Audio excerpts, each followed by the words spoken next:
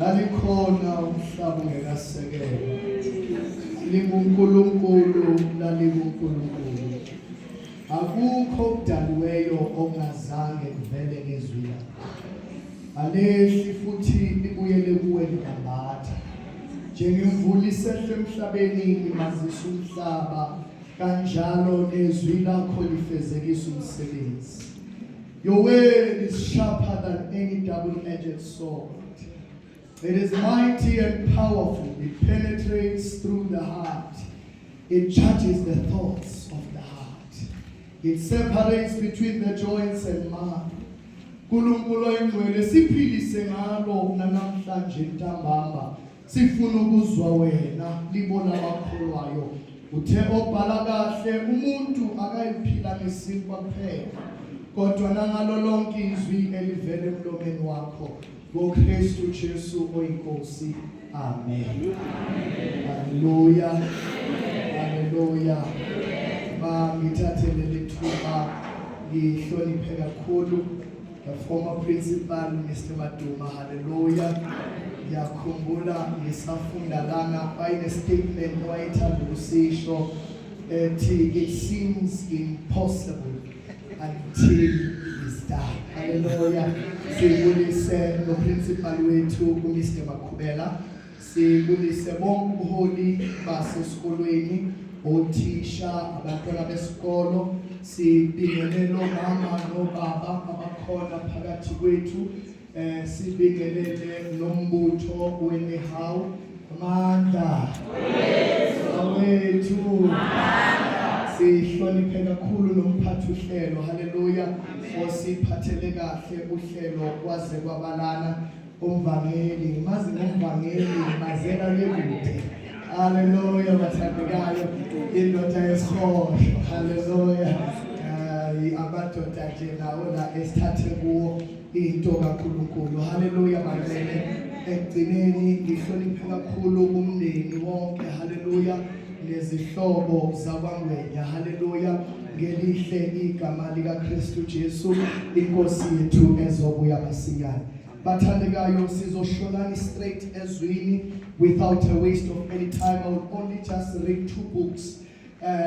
Angizukuba mude kakhulu, 10 minutes uzobe wanele. Kodwa qala ngifisa ukukhuluma nomndeni ngiwududuze kulesi simo. Ngithulula inhliziyo kaNkulunkulu ngabo. Hallelujah. Incwadi yethu itholakala kuMateyu chapter number 13 verses number 24. Hallelujah. Ngizoyifunda. Hallelujah. Ngiphethe iBhayibheli lesizulu bangcwele. Ifundeka kanje kuverse number 24. Lithi iBhayibheli, wabuye wabatshela omunye umzekeliso wathi, umbuso wezulu ufaniswa nomuntu owahlwanyela imbewu enhle ensimini yakhe. Uthe abantu besalele kwafika isitha sakhe, sahlwanyela ukhula phakathi kwamabele. Qeda sashaya sachitha. Verse 26. Kwathi lapho amabele esakhahlela kwavumbuka ukhula. izisebenzi zaya kumninindlu zathi kuye, Nkosi, awuhlwanyelanga yini imbewu enhle ensimini yakho? Pho luvelaphi ukhula na? Wathi kuzo, lokhu kwenziwe umuntu oyisitha. Izisebenzi zathi kuye, uyathanda yini ukuba sihambe siyolusiphula na? Kepha wathi, cha, funa nithi nxa nisiphula ukhula, nisiphule namabele kanye nalo. Verse 30, kuyekeni kukhule kokubili ndawonye, kuze kuvunwe. Ngesikhathi sokuvuna ngiyakuyala abavuni ngithi, buthani kuqala ukhula, nilubophe izinyanda ukuze lushiswe, bese nibuthele amabele enqolabaleni yabo. Ukuthula benkubeni abathelekayo. Inkosi mayibusise ukufunda kwezwi la. Haleluya. La sifunda khona bathandekayo, sifunda uJesu is making a parable of how the kingdom of God is. Hallelujah. But now into ngithanda la uthi Jesu umbuso kaNkulunkulu ufana nendoda eyatshala imbewu enhle. Ukuthula kubena abantu bese kwafika isitha, masifika lesisitha sahlwanyela imbewu embi. Hallelujah. Bese thema likhula lamabele kwabonakala nokhula phakathi. Ukuthula kubena abantu wasefika isebenzi sithi, Nkosi, sibone ingazi ukuthi bohlwanyela imbewu enhle, kodwa ingani sithola nokhula phakathi kwethala? Singaya na kuyosuphula. Besathi umnini wendlu athi, yekani zikhule ndawonye. Haleluya bathandekayo. Kuzothi makufika isikhathi sokuvuna, ngizoyala abavuni bavune qala amabele. Ukuthula kubena abantu bavune qala imbewu enhle. Kune comrade eliye labuza ukuthi ingani uNkulunkulu ethatha abalungileyo kuqala asiya babi. Haleluya. Sizawuyichaza ekugcineni, kodwa ngizothi kumndeni wakwaNgwenya yonke into phansi kwelanga inesikhathi sayo, nayo yonke indaba phansi kwelanga inesikhathi sayo. Haleluya bathandekayo. Kunesikhathi sokukhala, kunesikhathi sokujabula, kunesikhathi sokutshala, kunesikhathi sokuvuna. Manje into eyenzekileyo emndenini kwaNgwenya, uNkulunkulu ubone kuyisikhathi sokuvuna. Wayesethumela inceku zakhe ukuthi nasi isikhathi sokuvuna sifikile. Haleluya. Thina sisasele kusho ukuthi sisesewukhula, asikakabi amabele. Ingakho uNkulunkulu esasinikeza ithuba lokuba siphenduke. Nikhona bathandekayo. uNkulunkulu uphile, uNkulunkulu waphinde wathatha. Sizobuyisela lokhu uNkulunkulu beke siboleke kona. Ukuthula kubena abantu. So umndeni ukuleso sikhathi la khona inkosi ivuna khona imbewu enhle. Hallelujah bathandekayo. Now the main verse engizofunda lisencwadini yabaKorinte besibili, chapter number 5 verses number 20. Only verses number 20. Ifundela ngalendlela ithi singamanxusa kaKristu ngobungathi uNkulunkulu unxusa ngathi. Siyalincenga esikhundleni sikaKristu sithi uyisanani noNkulunkulu. Ukuthula kwena abantu. Manje thina sisele abasezulwini kumele bona bathi ke njengenxusa likaKristu mangizomncenga isizwe sakhe ukuthi uyisanani noNkulunkulu. Awuthandeka uminxusa namhlanje, I'm an ambassador of the heavenly kingdom, and I have only one message for you. Ukuthi uKristu Jesu namhlanje unxusa phakathi kini. Uthi siyanincenga uyisanani noNkulunkulu.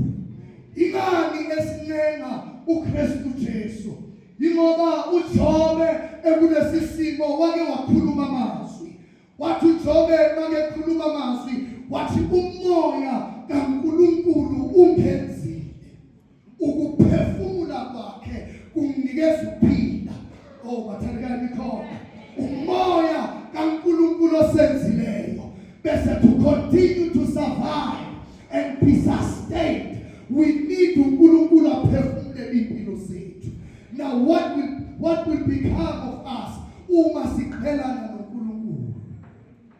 Thulakela bathi inkinga esinazo zibangelwa ukuthi umuntu kusukela ekuzimini yasemideni ubalekana noNkulunkulu ngenxa yesono. Bathandekayo, kuze kubena namhlanje umuntu uzama ngandlela zonke ukureplace uNkulunkulu, but you will never succeed in that mission because moya kaNkulunkulu senzile, and for us to be sustained we need him to continuously breathe unto us. Ukuthulakela abantu ufana njengesithelo. Uyabona isithelo mawusikhipha esihlahleni, you have killed, usunqamule impilo yalesi sithelo, but ummangaliso ukuthi lesithelo asifi immediately. But mawungasibeka endaweni yodwa uzobona lebanana lishintsha umbala, okusho ukuthi death is occurring because you have removed it from the stem. Lapho khona sithola khona ini uphila. Kanjalo nomuntu bonke abantu abahlukana noNkulunkulu bafana njengesithelo esisuswe emthini. The process of death is occurring and manifesting slowly. Ukuthulakela abantu, it's just a matter of time. Because some of us, we die at the ages of 60 and are buried at the age of 80. Some of us, we die at the age of 30 and are buried at the age of 80. Why? Because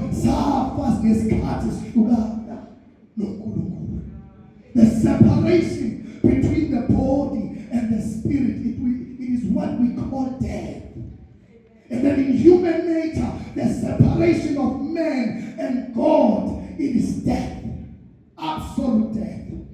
Uthupawuli kodwa ukhona umlamleli. Simunye yedwa umlamleli phakathi kwabantu noNkulunkulu, uKristu Jesu. Hallelujah. Manje ngenxusa sizwe sikaNkulunkulu ukuthi njengenxusa laba sezulwini siyanincenga uyisanani noNkulunkulu. Ngoba nayo lemini yes. Manje we think this is the end. Kanti this death is not the end. Hallelujah. This death is not the end. It's the conversion. Ukuguqula kwesimo. Lithi iBhayibheli bonke abalele bayovuswa ngomhla wokhala kwecilongo. Bese wonke umuntu uyovukela la sebenzele khona. Ukuthulakela abantu. Lithi iBhayibheli kunemizimba emisha esibekele. Uma indlu yedokodo isidilizwa, siyazi ukuthi kunemizimba emisha ezulwini esikhangelwe yona esibekele. Nakuba sisemhlabeni siyabubula ngokububula ngoba silindele leyo mizimba. Ukuthulakela abantu. Sengihlala phansi ngivala. Lithi iBhayibheli, there was a man named Lazarus. This man was a poor man. Lithi iBhayibheli wayenazo neyilonda ekhuthuza kwimvuthuluka ewa etafuleni lesitebi. Lithi iBhayibheli isitebi safa noLazaro walandela. Indaba isingale kwethuna. Lithi iBhayibheli uLazaro watholakala esesifubeni sika-Abraham. Ngoba sonke esinethembe linjalo, esihamba siphile inkosi, noma sihlushwe emhlabeni, noma sithelwa, noma sicindezelwa, sinethembe eliphilayo. Ngelinye lamalanga siyokwesulwa inyembezi, iy'nsizi nokufa, lapho khona iminyaka ingasabayo. Lithi iBhayibheli uLazaro wayehlele esifubeni sika-Abraham, ethola induduzo ngenxa yokuhlupheka akuhlupheka emhlabeni ngenxa kaKristu Jesu. Lithi iBhayibheli isitebi sona sasise-Hades. Nalithi iBhayibheli babehlukaniswa igebhe enkulu eparadise nase-Hades. They were in opposite direction. Yeah. Lithi iBhayibheli sakhala isitebi e-Hades. Sathi Lazaro, onyiwe. Awukuthatha umune wakho Lazaro Gophoze emanzini uzomphuzisa amanzi ngoba ngonyiwe. Waphendula uAbraham wathi lalela ndoda, ayisaxoxwa indaba mawusongapha kwethu. Basalwane ninganganizwa. Ayisaxoxwa indaba yakho mawusungale kwethu. Uphenduka usemhlabeni. Basalwane.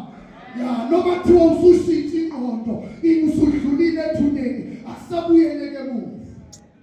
Wathi ube lesikhathi sakho sokuphila impilo emnandi. Wenza ngendlela othanda ngayo nangendlela obona ngayo. Kodwa uLazaro wayegcinile ephilela uNkulunkulu.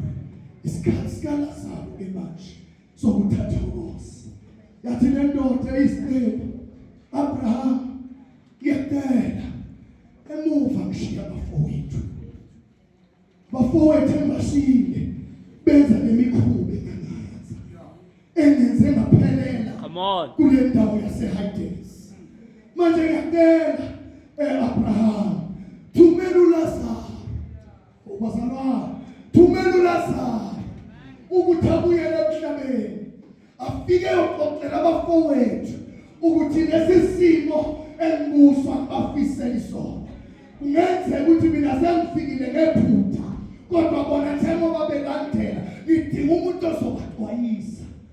Wayesethi uAbraham, uma bengeke bezwe osibongwane benxusa bethi madoda uyisana noNkulunkulu, bayomuzwa kanjani ovuke kwabafileyo.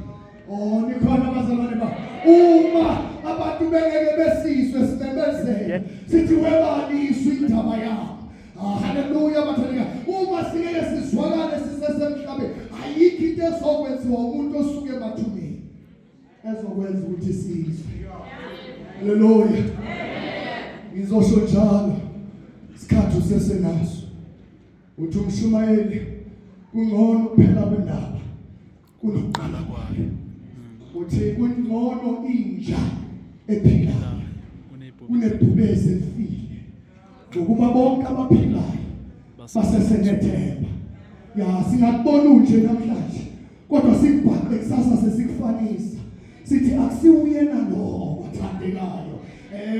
Uthi sikwazi ngemeko yakho, but because of you are still alive, there is hope. And the message that I came with in this memorial service to Babu Themba, uLwilo lwakhe uqedile ibanga lakhe. Indaba isisenami nawe uyisanani noNkulunkulu. Siyanenga obathandekayo. Sizoni ngithenge inxusa. Uthi ngabemeza ngithi buya, Bwana buya.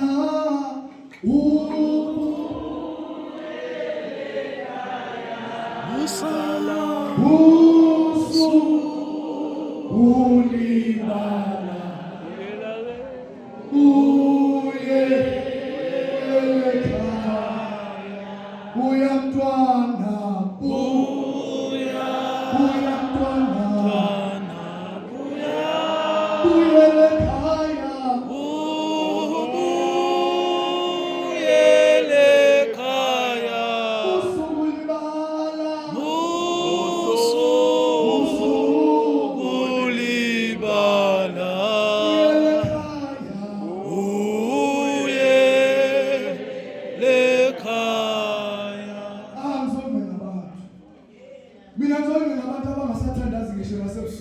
kodwa bakhuliswa ubaba wethu wasebazulwini.